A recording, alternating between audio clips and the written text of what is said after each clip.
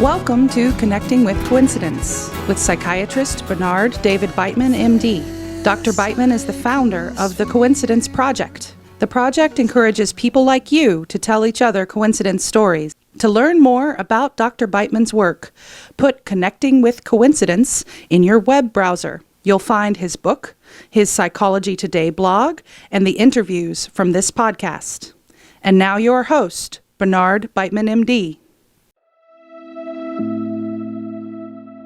Welcome to Connecting with Coincidence. I am your host, Bernard Beitman, MD. I'm a psychiatrist, and I've been studying coincidences for quite a while, probably starting when I was 8 or 9, and I had my first big one. It kind of like lost my dog, and I got lost, and we found each other.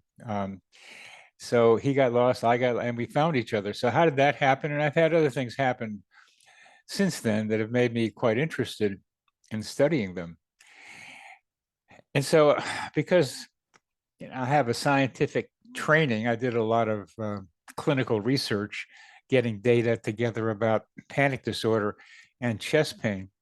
I have some sense of being able to categorize things and seeing the variables that make up the whole. And when trying to understand how coincidences can be understood, looked at, there are several or a bunch of moving parts. And the coincidences, if you think of them, they're like diamonds with facets to them. And each of the facets has something to say about what the whole is. And the facets are not the same. It's more like the blind man and the elephant. There's different parts to it that make up the whole. Various terms like synchronicity and serendipity and seriality and simultaneity describe some parts of that elephant that make up coincidences, but not the whole thing. There are different explanations, different uses. It's a fascinating puzzle, and I'm trying to find order in it. We'll be talking today with my guest today, Jessica, about how to understand these things. One of the interesting things to me is that meaningful coincidences also provide clues to how our minds and brains work and how we're connected to our environment and how reality in general works. But the basic line of my work is to encourage you to tell each other coincidence stories. Some of our coincidence ambassadors come along and say to people that after they met, said, "Could you tell me a coincidence story?" And they say, "What?" And they, a coincidence story. They give an example, and they hear stories because they happen a lot to each person, but we don't talk about them, so you don't see them so well. I read about this in my new book called Meaningful Coincidences: How and Why Synchronicity and Serendipity Happen. You can pre-order it. It's going to be out September 6th. So it's almost out by the time you listen to this and watch this. And you'll see something about what Jess and I are talking about today. It's how to understand, categorize these meaningful coincidences.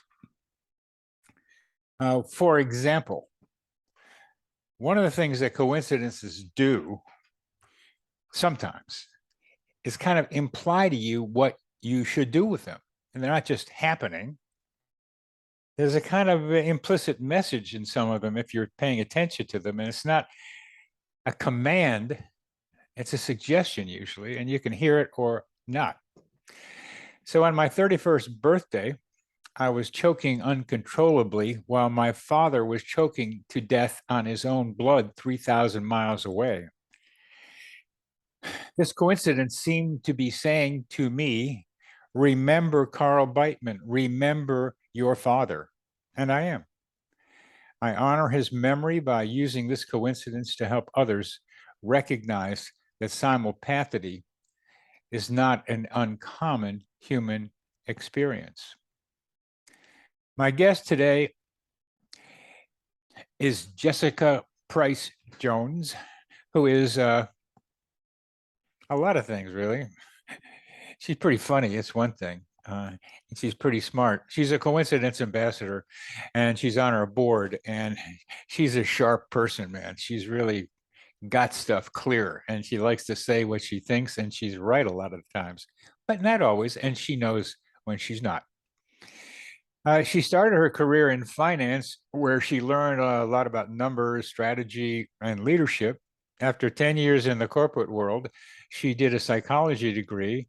She wanted to understand why some of her bosses were brilliant and others were idiots, frankly, dismal. I mean, those insights launched a new career facilitating coaching, designing interventions in businesses, and writing. Her coachees, that's not that's not an Indian name. That's like her people she coached, and delegates tell her she's warm, funny, challenging, and rooted in practicality, all of which I agree with. Most importantly, she believes in using hard, soft, and intuitive information to get to the heart of complex and opaque professional issues. Tapping into this different knowledge gives fresh insight into how to solve problems, particularly around our worries, work, and well-being. That's a great line, Jess. Glad you like it, Bernie. I really think we have coincidences a lot around our worries, our work, and our well-being. They're the things that preoccupy us. Amen. She's worked as an adjunct faculty member to a whole list of business schools, Cambridge and Chicago Booth, and she's also a fellow at Harvard's Institute of Coaching, and she's written 2 books: Happiness at Work, Maximizing Your Psychological Capital for Success, and Running Great Meetings and Workshops for Dummies. And she's trying to finish a 3rd one, Intuition at Work. I think there's a double meaning to that, intuition at work, but I don't know. What do I know about words, huh? I think there's a double meaning. It's a clever title. When she's not working, she she loves weightlifting, she loves weightlifting and walking her dog in the woods. Jess, thanks for suggesting indirectly that we have this conversation. Oh, it's great to be here. Thank you, Bernie. You're welcome. Why don't you, before we get into a story, we want to hear about a story. Why don't you tell us how come we're doing this? Well, I was interested in categorizing some of the coincidences that I've had and that other people have been telling me about. And so I just thought it would be great to have a chat, given that your book is coming out. And I'm wrestling with this subject myself. So I'd like to kind of tear it apart a bit and peer at the insides of how you think it is. Oh, tear it apart. Oh, bit. Oh, that can be fun. That can be fun. When you say that you're tearing it apart and you're trying to answer this question about what are they, how do we categorize them, what have you done with that question yourself? Well, you heard about my worries, work, and well-being being a way of looking at them. But you were talking about your father and how you woke up choking when he was dying, as he was dying. And I have one about a child as well. And so my daughter, a long time ago now, but she was born on my birthday. And I've for her entire life I've been thinking, okay, that's a coincidence, because she wasn't due on my birthday, which she now refers to as our birthday and always has done. She was due 2 weeks before, and they said to me, right, we're going to take you in and we're going to induce you unless you can do this yourself. So I thought, okay, I don't know how you kickstart a birth, but I'll think about this.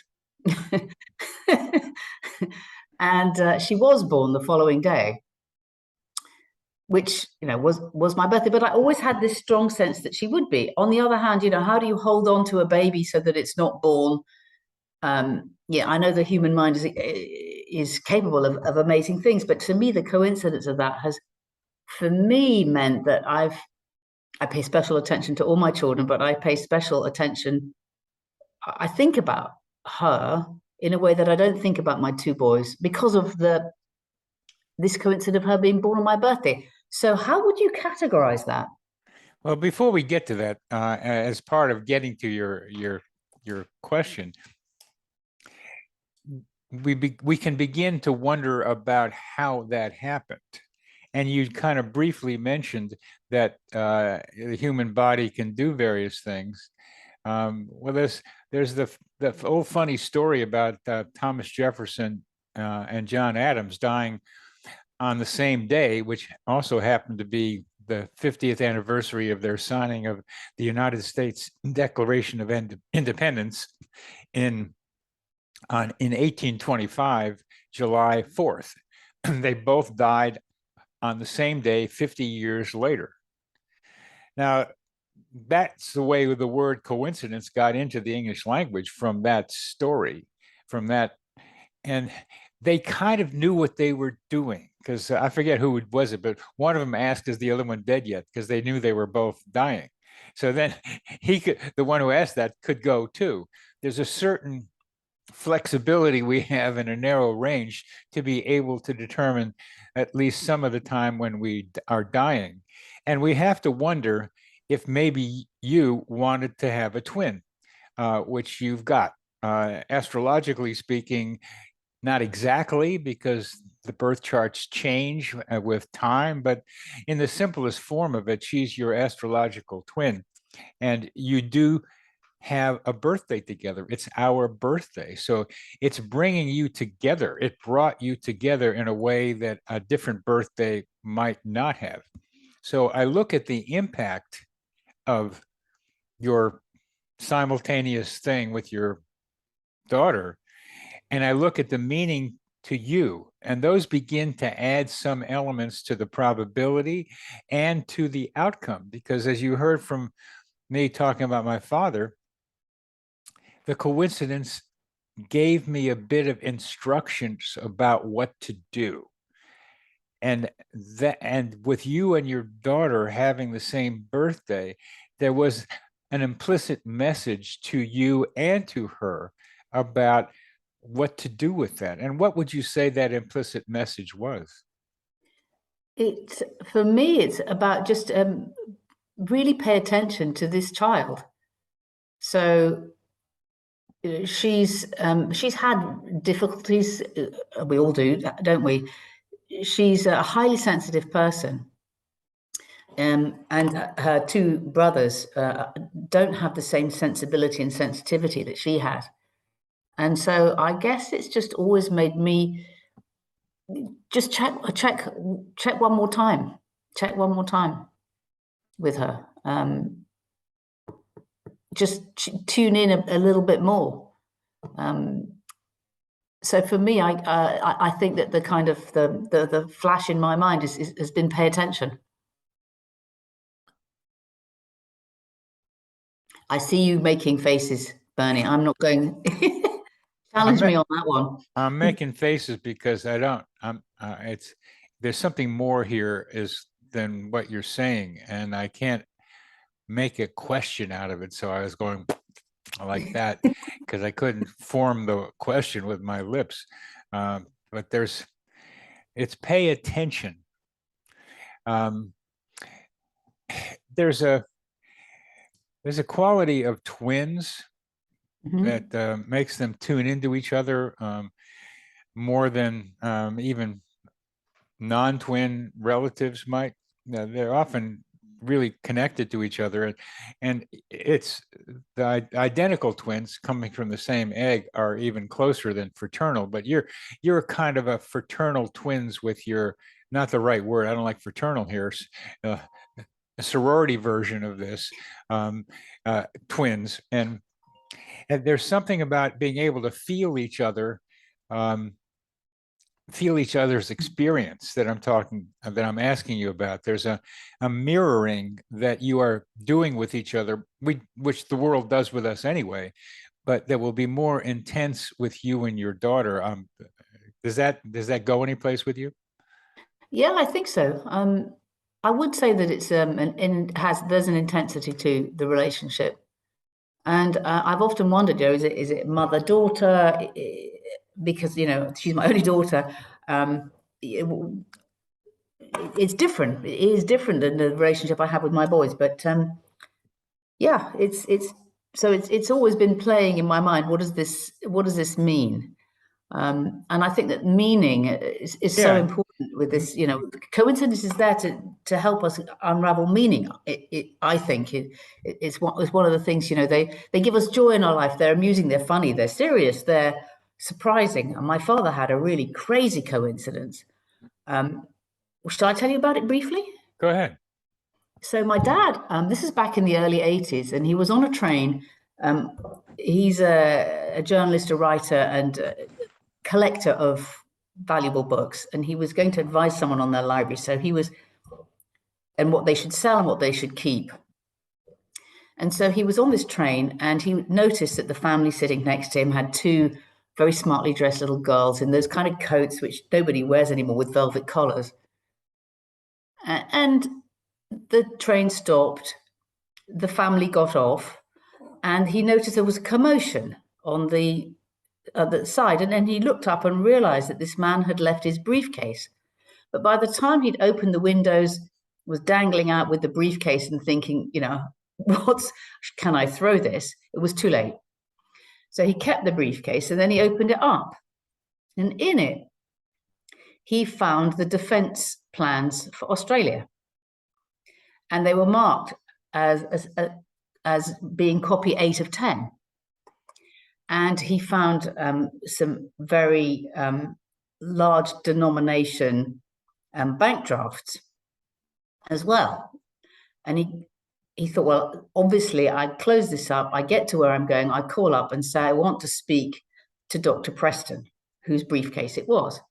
He calls the Australian High Commission in London, says, I want to speak to Dr. Preston. They say that nobody of that name works here. So he thinks, okay, does his work. And just before he gets on the train to go back to London, he tries one more time. And this time he says, could I be put through to the military attaché instead? Gets put through. The guy says, we want the briefcase back. So they know exactly what he's got. And he goes, no problem. He meets them on the train at the other end. A week later in London, and he knows no Australians in London. He's not part of an Australian milieu at all. He goes out for dinner a week later and is describing this, you know, how I found the defense plans of Australia on a train. And is describing this at his dinner. And it's a small dinner. There's only 8 people there. And he notices that one of the men there isn't enjoying this story. And after dinner, he says, I saw you didn't enjoy my story. Why is that? You know, what is it for you? And the guy said, I'm the Australian High Commissioner. I haven't heard this. This is the first I know about it. And I do not like going out for dinner in London and discovering that the defense plans of Australia have been in your hands. Now, the great thing is that with coincidence, what are the odds? What are the chances? My dad has not been out for dinner with any Australians before or since. So, and I said to him, what do you think it means? And he couldn't really give me an answer. He avoided the question.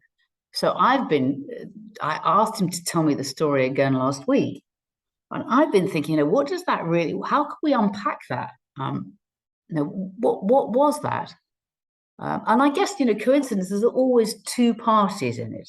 So the coincidence might not have been meaningful. Well, it was meaningful to my father because it was so unexpected. But the consequences might have been different for the High Commissioner. And so in this, you've got these two parties in there, haven't you? Because it will be meaningful to both of them in extremely different ways. So I'd love your view on that, Bernie. It's so important what you said, Jess, about two people involved. I'm guilty of focusing on the one person telling the story too often. And the point of the other person being involved needs to be emphasized more and more, because it is two people involved with this. So it ended up being a message to the High Commissioner about the guy who left the briefcase, that he's a sloppy guy, and he's got to look at anybody else who's also being sloppy in this way. That's a very bad mistake for that guy to have made. Isn't it And- just? Yeah. And now the High Commissioner knew about it. What the value of it was after that, we don't know. But your father was a messenger between the guy with the lost briefcase and the High Commissioner. So your father was just a player in the middle, in between these two, I'd suggest. And for some reason, the High Commissioner needed to know it. I think can guess why he needed to know that. And that he delivered his message. You've got a guy that's not taking care of business. Thank you. Then there's the kind of the reciprocal stuff, and I sent you a video clip of the assistant purser on the Titanic. That was a good video clip, wasn't it? Yes, it was really interesting to see that. Yes, and I think it's going to be a little hard to go through that, but I think the coincidence was that the purser tried to save some woman on the ship, and he ended up in a lifeboat sitting next to her. That's what I took you trying to be able to say. Well, I think it was a joint thing because he saved her life by saying, get in the lifeboat. And then she saved his life by giving him the coat, because he'd been in the water for 20 minutes. And yes, for me, it was a kind of reciprocal, absolutely. Kind of perfect figure of eight, man, woman, life save, life save. The infinity symbol came into my mind when I watched that clip. How did the infinity symbol get into your mind? Well, the two life savings and the male-female thing. Huh. You said that's the what popped into my head. Well, the fun of my doing this is that I have particular views based on my own experience, and I never would have come up with an infinity sign on that one, because that you're adding something that I can't know, and it illustrates very clearly this difference here, that we need other people to be able to understand a coincidence like this one, and the whole field of coincidence studies needs other people in it. And we can't really tolerate people who are saying this is the way it is, because we don't know. If there's too much ambiguity, as you have just described. In my book, there's a fairly famous story that has been titled "One Good Tourniquet Deserves Another." It's about a police officer who found somebody bleeding and put a tourniquet on him. And 5 years later, the same guy found the police officer needing, also bleeding, and he put a tourniquet on the police officer. So that idea of reciprocal help and saving is a trope in the coincidence business. It's a thing that's been out there that I've been able to see. So it becomes a category of coincidences to get to what we're talking about. And the kind of way that I like to do it, it's my favorite way really, is to be able to take one coincidence, like the purser and the woman saving each other, and be able to see it not as a one-off thing, but as something that is an example of a subset of coincidence types. So how do you categorize coincidences, Bernie? Well, it's you've got my book now, so you can see how I go through them. So It looks complicated.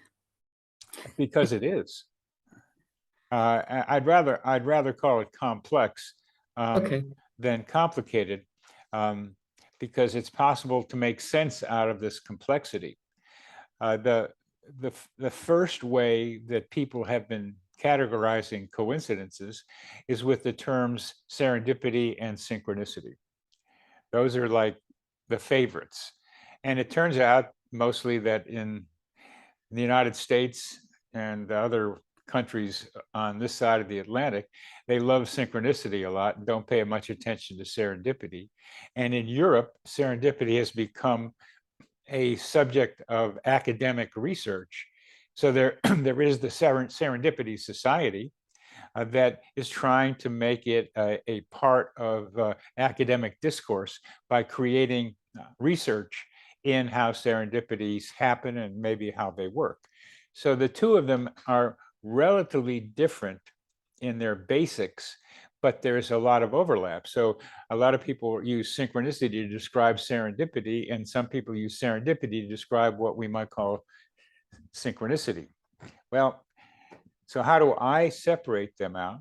Well, it's helpful to start from the beginning, where the etymology of the word came from. And Jung, and people listening to me won't remember this because they don't want to, because it's not the way things are right now. And words do change in their usages, that's for sure. But Jung used the term in German, meaningful coincidences. He did not use the word synchronicity to describe meaningful coincidences. He used the word synchronicity to describe an acausal connecting principle. Synchronicity for Jung was a name for explaining how meaningful coincidences take place. Now that's gotten lost because everybody likes to use synchronicity. It's such a great word for meaningful coincidences. But that ambiguity about the definition from the beginning has allowed a lot of ambiguity. But the way the word synchronicity is used these days, what I can tell, is it's more interpersonal, more psychological, and more spiritual. And there are Jungians who say they don't want to use the word synchronicity unless it's a coincidence that's helping someone evolve psychologically. That's a kind of firm definition. But Jung got into the spiritual nature of synchronicities as well. So there's a psychological, interpersonal, and spiritual element to synchronicity. Well, with serendipity, it's much more like the Australian commandant, was it the Australian leader, the head of that, whatever, who— The High Commissioner. The High Commissioner, thank you. The High Commissioner, for him, it was serendipity to find out about the briefcase, because he just showed up. He didn't go out often. Your father didn't go out very often, with Australians particularly. And the serendipity was a thing. It's information that helped the High Commissioner. So serendipity is usually about things that help. It's usefulness. It can be a person too who shows up at the right time to help you. And that becomes a little bit where you want to get some overlap between the two, because it's also interpersonal. But serendipity usually is about finding something you need. And Horace Walpole, who invented the term, described himself as being able to find things he needed just when he needed them. And so he came up with the word serendipity to describe his ability to do that when he needed to. So that has continued into the present, where those are two basic position differences between synchronicity and serendipity. So what do you think of them apples, Jess? I think that's useful. It's very useful. I mean, you brought to mind the time when I went for coffee with someone and he said, stay on. And I did stay on. And I met he said, just stay on for 10 minutes, meet the guy, you'll like him. And it was a man called Michael Hay, Professor Michael Hay, who worked at the time. He was Associate Dean of the Sloan program at London Business School. And at that time I was thinking, do I take this contract for a full-time job? Do I go freelance? You know, what do I do? And Michael said to me, what do you do? And I said, well, you know, I do coaching and I do training and this is what I do. And he said, oh, I'm looking for someone like you. Please go talk to my program director. And I know, Bernie, you've got a phrase for this, the human GPS. Anyway, the long and the short of it was that 3 weeks later, I had a contract for 10 days, which was enough to make me think, right, I don't accept the job, and I will try this freelance route, because I had 10 days work from London Business School. And, you know, it was the right place, the right thing, the right place, the right time. And I do think that was that serendipity, because it was help. Definitely serendipity, but it was also synchronicity, because it helped you make a very important decision for your life. So it was, it was psychotherapeutic for you, or as guidance counseling for you, so that it became psychologically important to you, as well as business important to you. So this is where you get overlaps. But then when you talk about it this way, then you begin to say, well, there are some limitations to the uses of the word synchronicity and serendipity, because you get this overlap. Where else do we go with it? So we look at outcomes. So outcomes are a way of categorizing things. Is it good, bad, somehow? And the outcomes we are again looking at are interpersonal, psychological, spiritual, or practical, but they become a little more accessible than having to use these lovely terms, synchronicity and serendipity. But they're not as fancy, it's not as much fun. They're just pragmatics, but you and I are very interested in pragmatics. So we're talking about the meaning, and meaning, meaning. The meaning of meaning. The meaning That's of a meaning. Mm-hmm. And the meaning of meaning is the name of a book written in 1923, which is impossible for me to read because it's full of a lot of logic and formulas and stuff.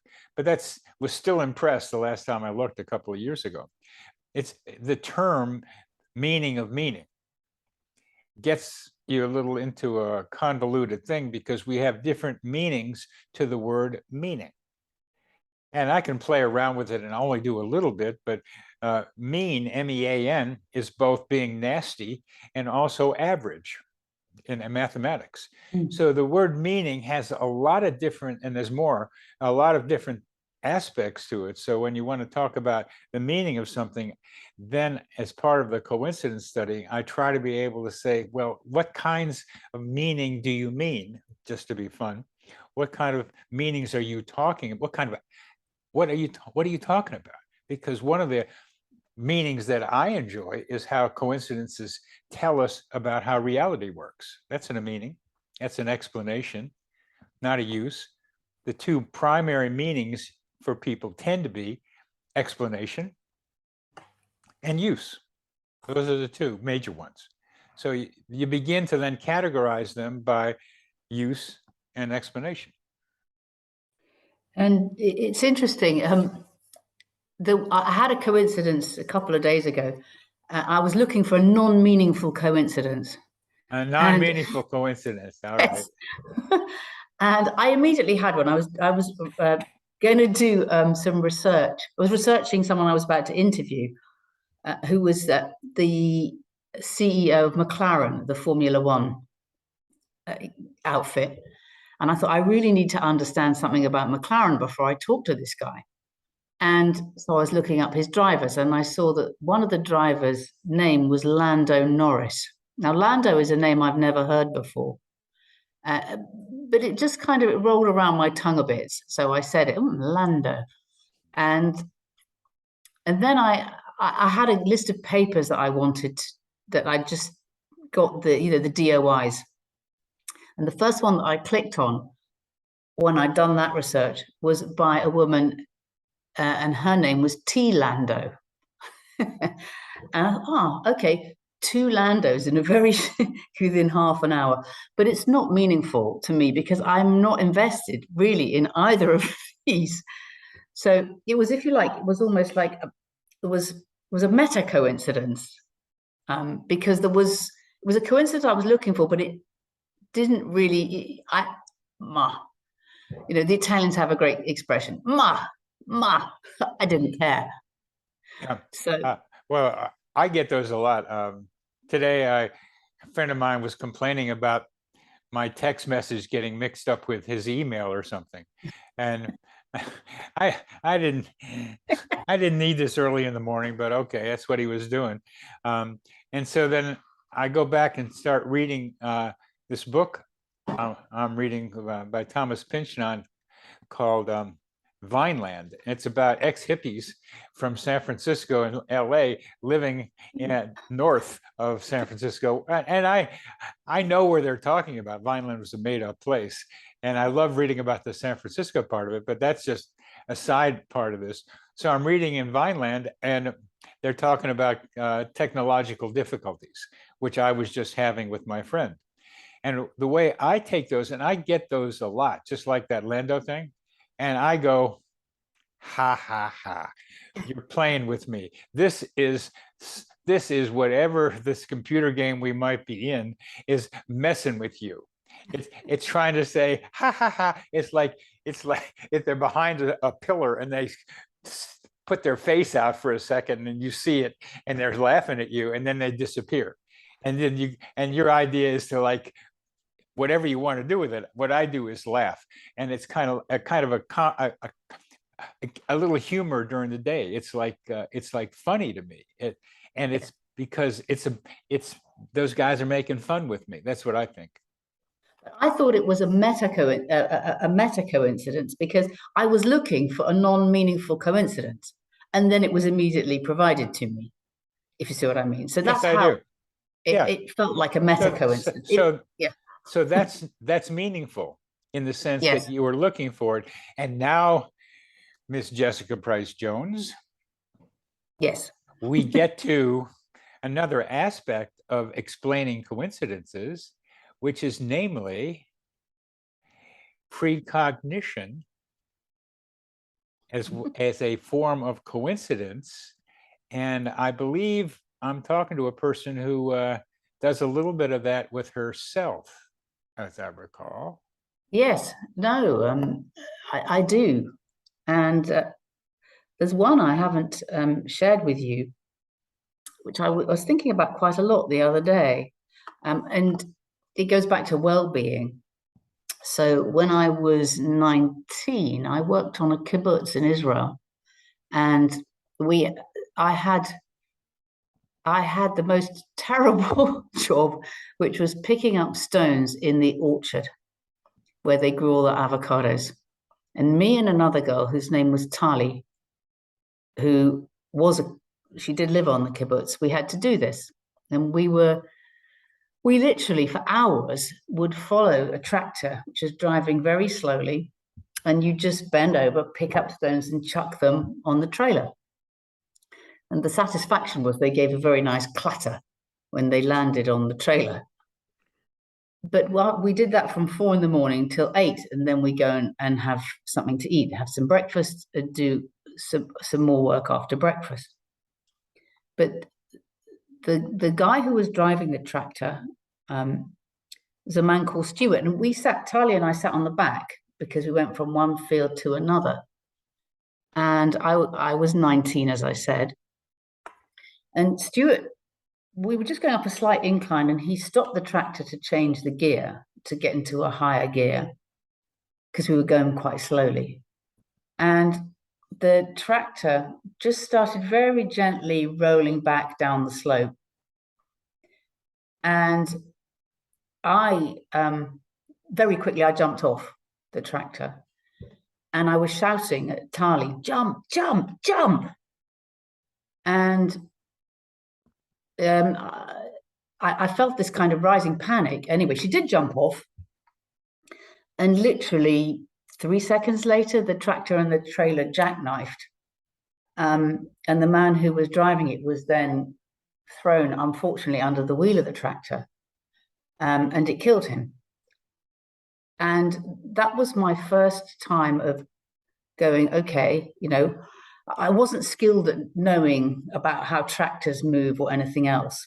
But for me, and afterwards, Tali said, how did you know to jump? And how did you know to shout at me? And I'm going, I cannot tell you.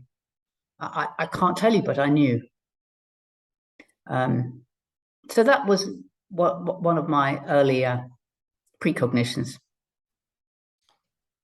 And so we proceed to a bit of categorization. Yes, please. And with precognition, the categorizations that I'm using have to do with duration between the precognitive image and the event itself. And this is very short time with you. There's a story of a famous writer just moving when a bullet went by his head when he was in South Africa, and a story of a guy in a drugstore a long time ago just ducking enough when a bullet came through the front door.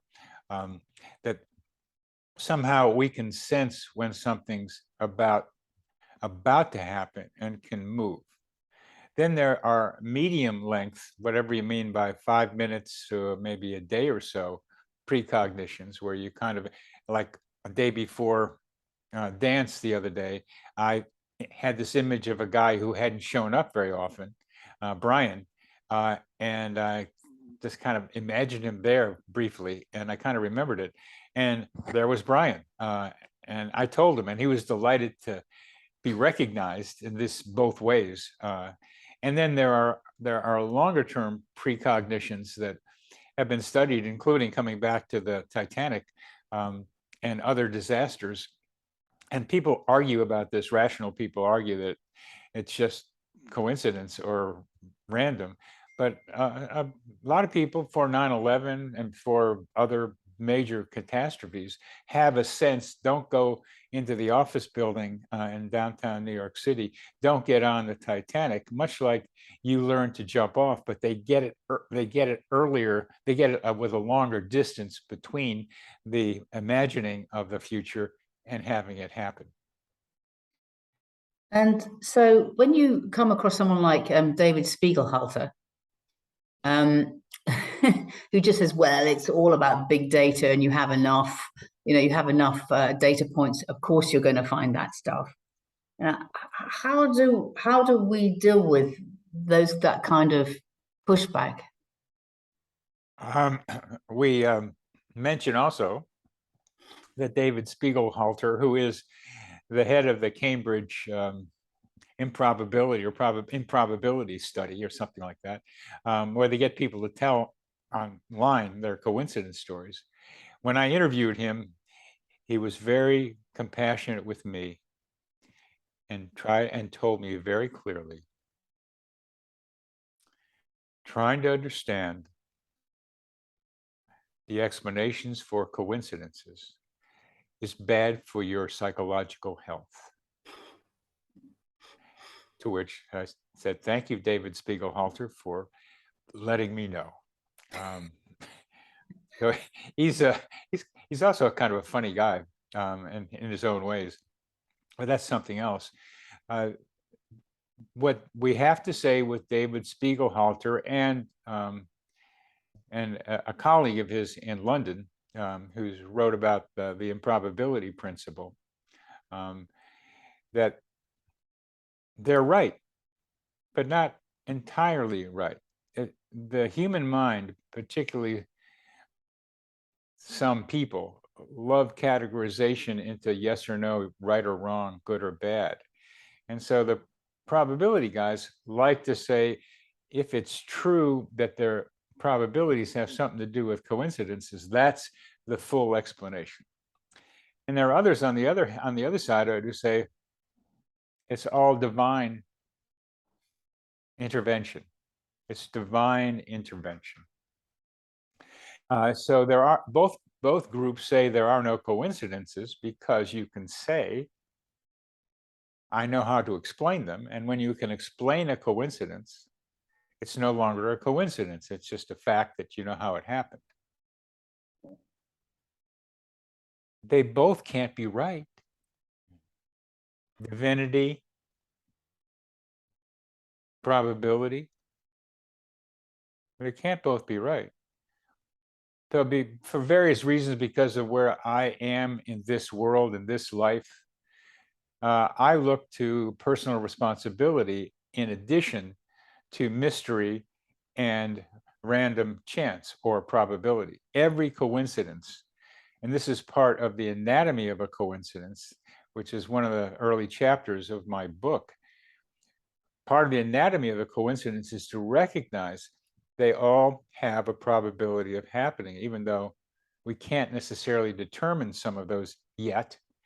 And many of them have a mystery, like how do your father end up on a train next to a guy who's like got this briefcase and he leaves it there for your father to pick up and give it to the high commissioner or tell the high commissioner about it. Those are mystery, really. We don't know how those things happen, but those mystery ones are the fun ones, because I imagine myself as a kind of Sherlock Holmes. The fair maiden has come to me with a problem, and I want to see if I can figure out the puzzle. So in order to figure out the puzzle in science, we start with being able to categorize things. It's really hard for people to know that any good science starts with, or most of them starts with, categorization. And so I've gotten to what you've asked me about before, about a basic way of describing all these coincidences, a basic way of describing them, because they all are made up of two elements. And this is like what modern science likes to do, is get down to the pieces that make up a thing. That's materialism. We think of things as being able to be explained when you get down to further and further details. Well, this is consistent with modern science to say that mind and object are the two fundamental aspects of coincidences, of all of them. You have to have a mind and another mind, or a mind and an object, or two objects that connect with each other, that are similar to each other. That's seriality, which I haven't mentioned much. So let me stop there and Can you give me an example? Can you give me an example, so, of mind object? Mind object. Yeah, or just mind object. Yeah, so to illustrate what you mean. Yeah. Well, you've given us several of them. You had just simply an image in your mind of having a non-meaningful coincidences, and there you got the Landaus. So it's your mind, and then the object is the Landaus. And important to distinguish that mind is only something you can report, your thoughts, where object is something anybody else could see, object. So it can be seen by somebody else. So these mind object ones are probably the most common ones. Just even your having, I guess, coffee with somebody and sticking around, you needed to have a decision made about which direction to go. That was your need, your image, and then somebody shows up who helps you make that decision. You had it in your mind, and he was the object who helped you decide which direction to go. So a person can be an object. A person can be an object, yeah. A person can be an object. We tend, I think, when you get to people, you get to be in the synchronicity serendipity conundrum. But if gets away from that is it synchronicity, is it serendipity? It just gets away from that. It's mind and object. That there's something important about the distinction and similarity between synchronicity and serendipity. But here we're talking about, take any coincidence and you'll be able to do mind, object, mind, object, or object, object. And object, I mean a thing outside of you that is visible to anybody who looks. So I know somebody who's had thousands of monkey images appear to her in ways that were meaningful to her, but sometimes just a lot of them because they're making fun of her and they're monkeying around with her just to put her in a different way. And she's seen lots of those, lots of monkeys, not just real monkeys, but mostly images, words, comic books, illustrations, covers of for wrapping presents.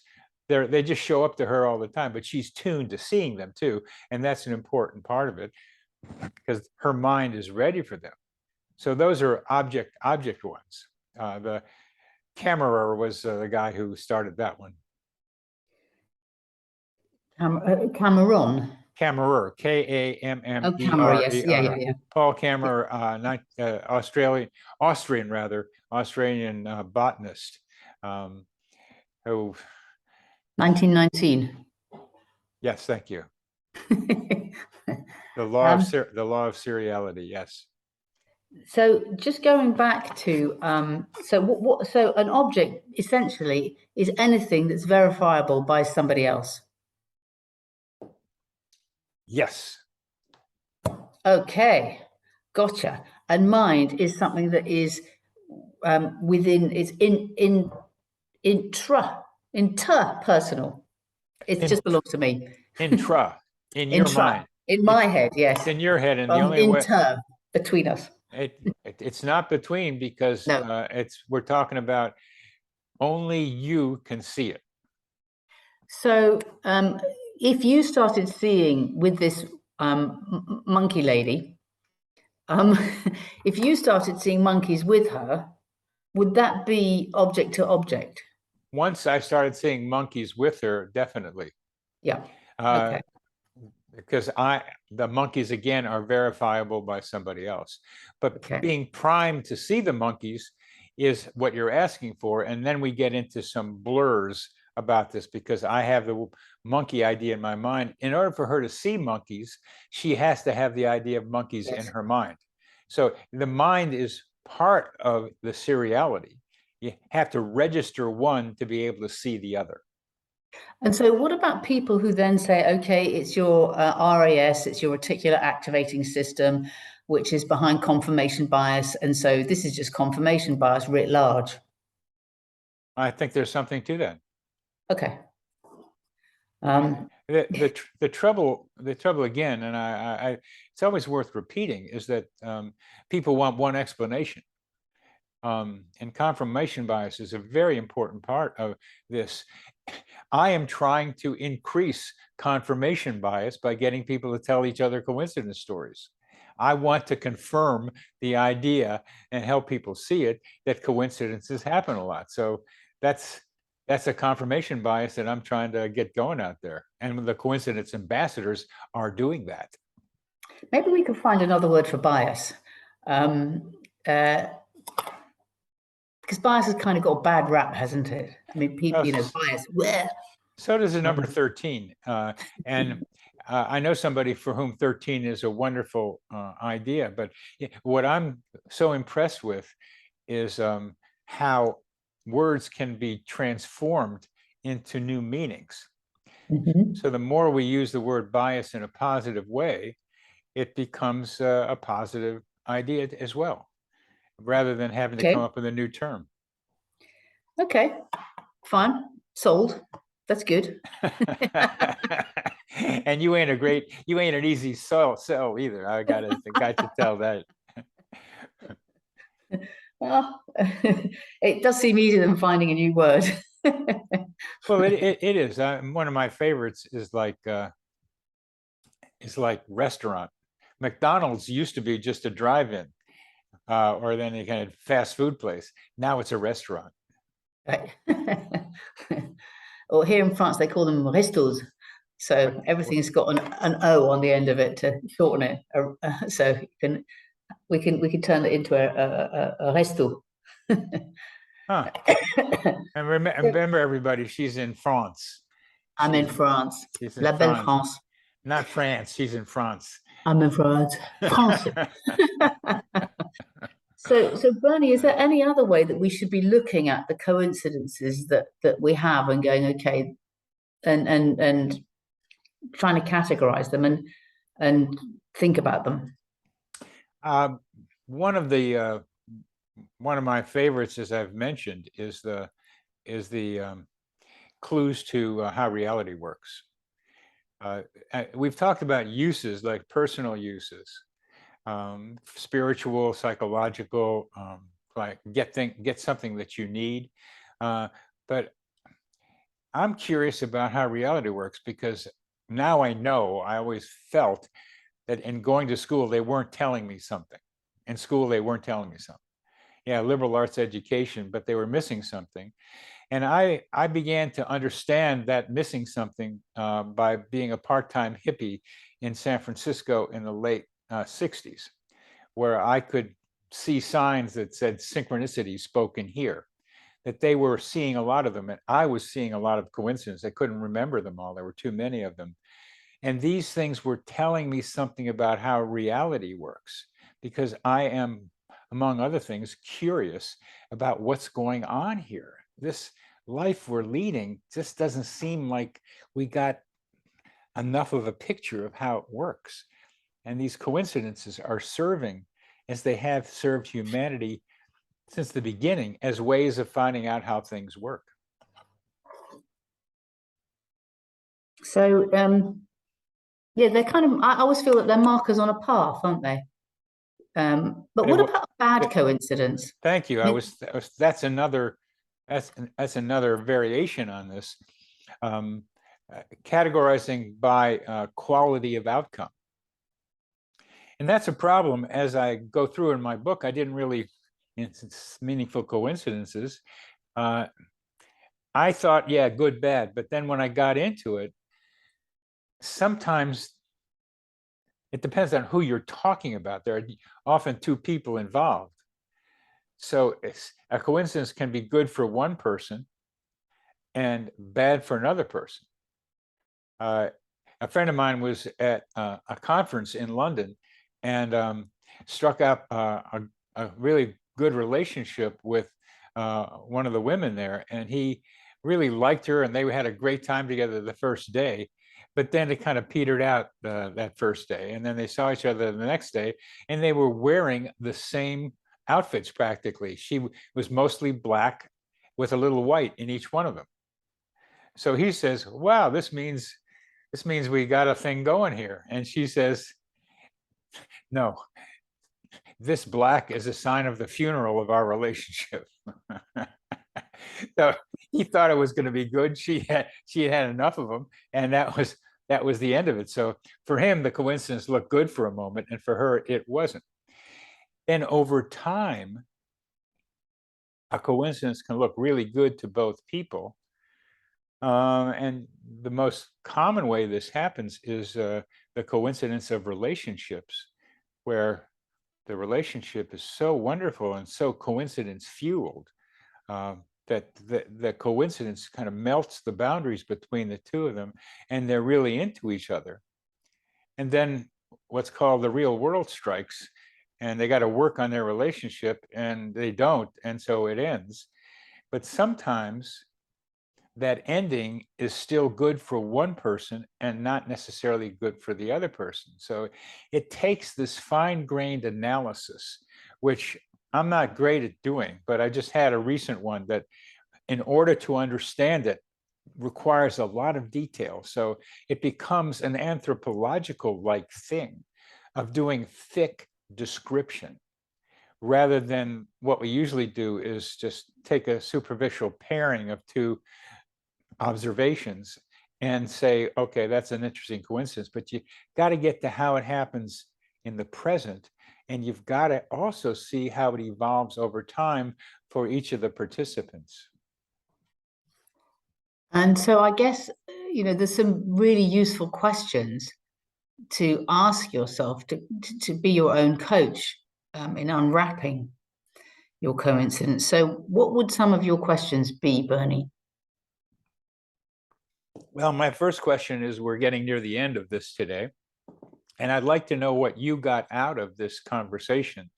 And then I'll try to answer your question, which is a very important question. But I'd like to hear, you're a coach, you listen extremely well. you've been organizing, writing notes and stuff. What do you get? What do you get out of our conversation? A lot of stuff. Well, yeah, it's a lot.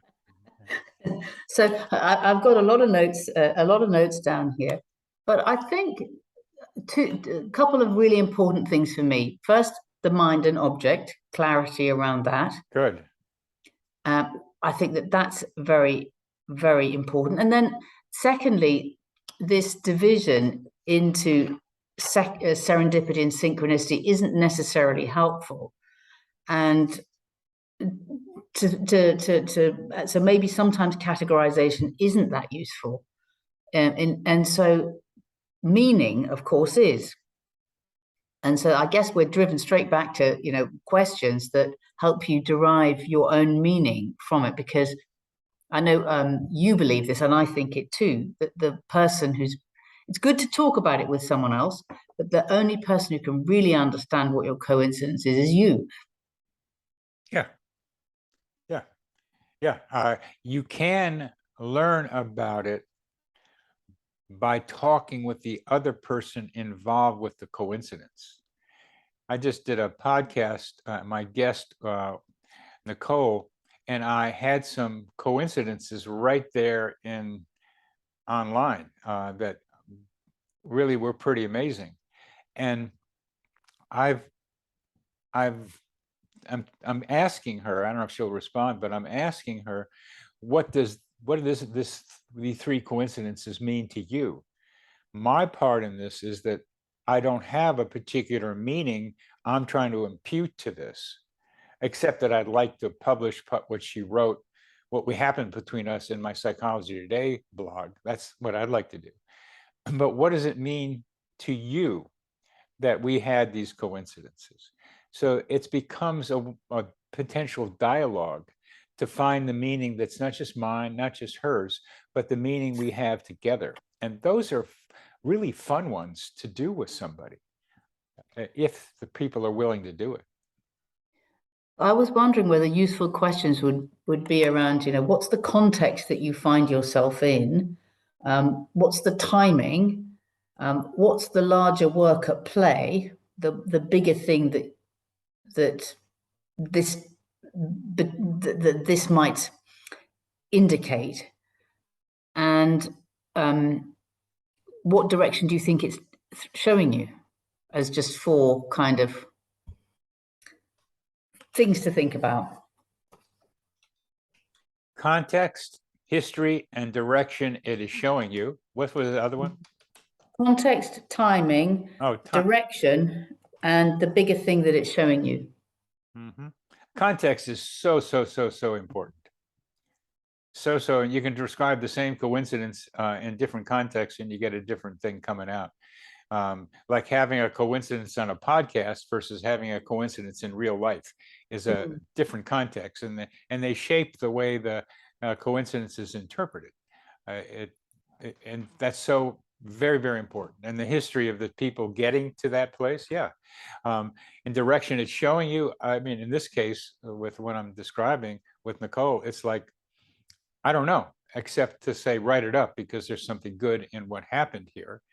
And the timing, that's a wonderful one. And the timing of it was so that I could have a coincidence. I could make an observation. It's kind of strange.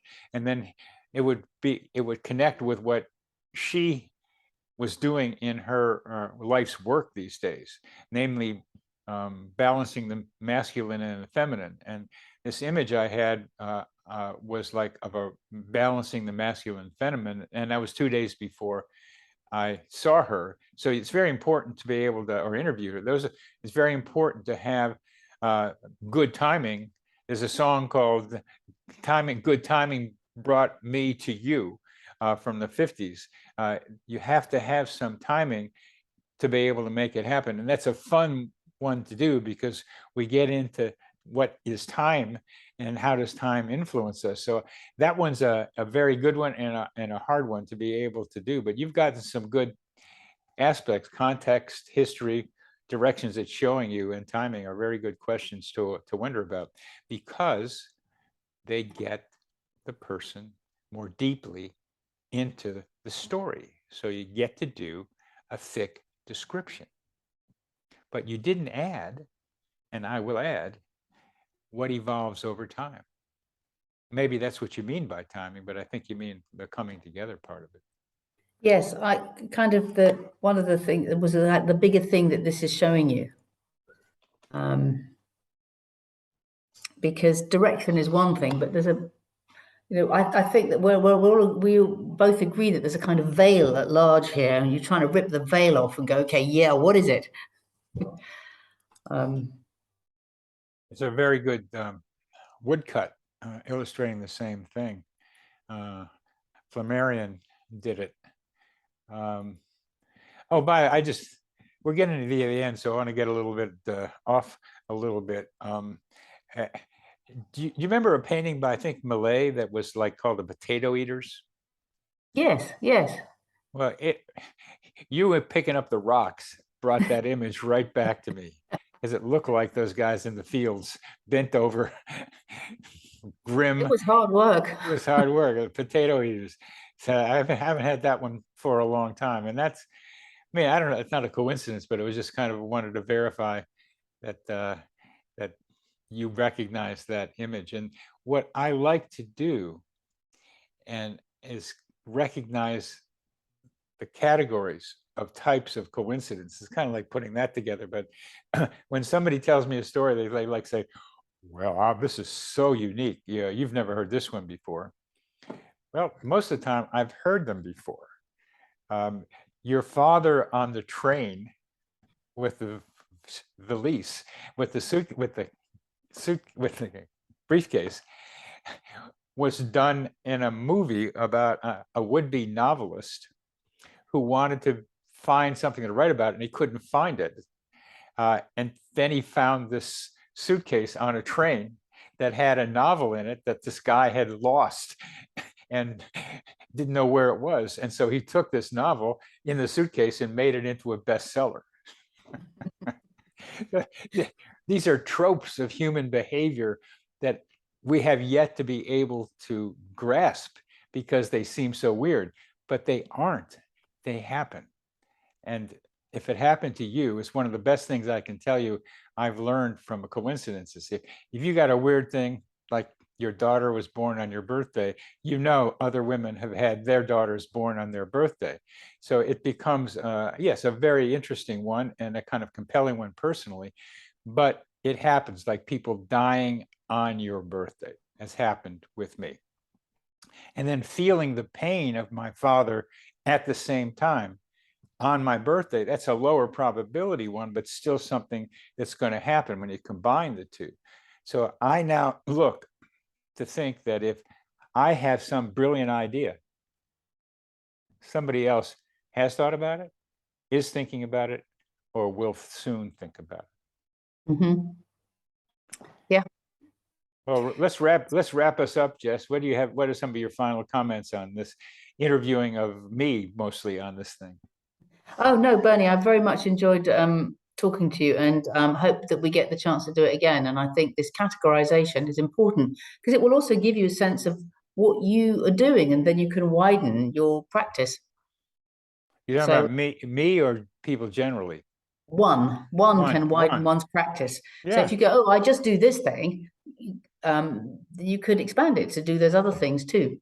Well, what we're getting to is can you increase the frequency of your meaningful coincidences, which you are an inveterate determiner to see if you can make it happen, because you just like to do it. It's a playful thing for you as well as educational. And it reminds me of a young man that I know now called Carlin, my son, my younger son. He kind of like... to give you an example, we're in an art museum. He's about 9 in Washington, D.C. And there's a thing that says in the art museum, don't touch this. Red. He touched it. A big red button.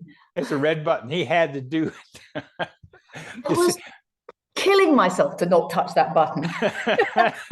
well, you're doing it in a more socially acceptable way. They kicked us out of there, as they should have. That's what you're doing. I like doing it too. It's like poking it to see what happens. Well, thank you, Jess. Thanks Thank a you. lot. Thank you for suggesting this indirectly, that we do this, and we did it directly. And thank you very much for being on our board and one of our coincidence ambassadors. It's a pleasure to be able to work with you and keep getting to know you better. Thank you, Bernie. Straight back at you. This psychosphere is our mental atmosphere, like a hologram of cosmic consciousness.